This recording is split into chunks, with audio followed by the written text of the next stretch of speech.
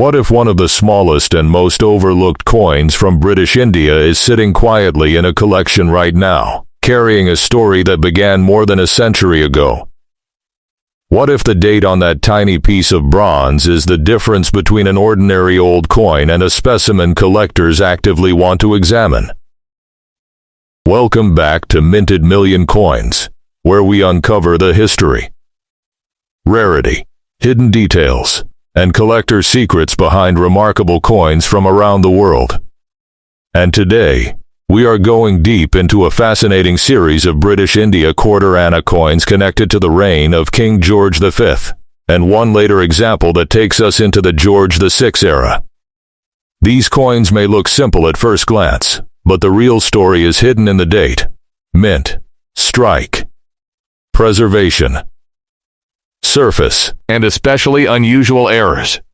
So before you decide that an old coin is just an old coin, stay with me, because by the end of this video you'll know exactly what experienced collectors look for. And if you love discovering coins with forgotten history and surprising collector demand, subscribe to Minted Million Coins right now, because this channel is freshly updated every day with new coin discoveries. Our first stop takes us back to 1913. And this is where the story becomes especially interesting. The 1913 King George V quarter-anna was struck in bronze at the Calcutta Mint, and the standard type carries the crown portrait of George V on the obverse with the denomination and date arranged on the reverse. But here is the detail that can completely change the collector story. Errors. A documented 1913 quarter-anna with a dramatic date side brockage error was sold through Marodar Arts for 30,937.50, including buyer's premium and Geest. That is the kind of discovery that makes collectors stop and look twice. Because an ordinary date and an unusual minting mistake are two very different collecting stories. The lesson is simple: never judge a 1913 quarter-anna only by its age. Examine the date, lettering, portrait, alignment, edge and surfaces under good lighting. And if you enjoy these hidden details, subscribe to Minted Million Coins, because the next date takes us into another chapter of the series. Now we arrive at 1920, and this coin carries a fascinating post-World War I history. The George V quarter-anna of this period was struck at Calcutta in bronze, with a diameter of roughly 25.4 millimeters and a weight around 4.72 grams. The 1920 Calcutta issue is not automatically a rare coin simply because it is more than a century old. Recorded mintage is around 96 million, which means condition and variety become extremely important. And this is exactly where collectors become extremely careful. A heavily circulated example can be historically fascinating but modestly valued, while an exceptionally preserved specimen with strong original detail can attract much greater attention. One documented NGC MS65 ARB 1920 example sold for $41.65 in a Stephen Album auction. Another auction source has also described high-grade 1920 examples as very scarce or rare depending on the exact specimen and grade. So if you have a 1920 quarter-anna, do not clean it, polish it, scrape it, or try to make the bronze shine. Original surfaces can be far more important to collectors than artificial brightness. Check the date, portrait details, rim, lettering, and any unusual strike characteristics. And remember, Minted Million Coins is freshly updated every day. So subscribe now, because our journey through these dates is only getting more interesting. Next comes 1935. And this is where the numbers tell a fascinating story. The George V quarter-anna dated 1935 was a bronze British India coin from the Calcutta Mint, and documented references list a mintage of approximately 92,595,000 pieces. That sounds like an enormous number. But here's the collector's secret. High mintage does not automatically mean every surviving example is common in every grade. Time, circulation, corrosion, cleaning, scratches, weak strikes, and environmental damage have separated the surviving population into dramatically different quality levels. A documented PCG's MS64 ARD 1935 specimen sold for $50 in a CNG auction. There are also auction records showing special 1935 examples with ghost image characteristics, demonstrating why unusual strike features can create additional collector interest. So when examining your 1935 quarter Anna, the question isn't simply, is it old? The real questions are, how sharp is the portrait? How complete is the lettering? Is the original bronze color preserved? Are there unusual dye or striking characteristics? And has anyone damaged the surface by cleaning it? A genuinely exceptional specimen deserves a completely different level of attention from an ordinary circulated coin. If you want more discoveries like this, subscribe to Minted Million Coins right now. Because we bring fresh coin stories every day. Now we reach 1936, and this date is historically powerful because it sits at the end of George V's reign.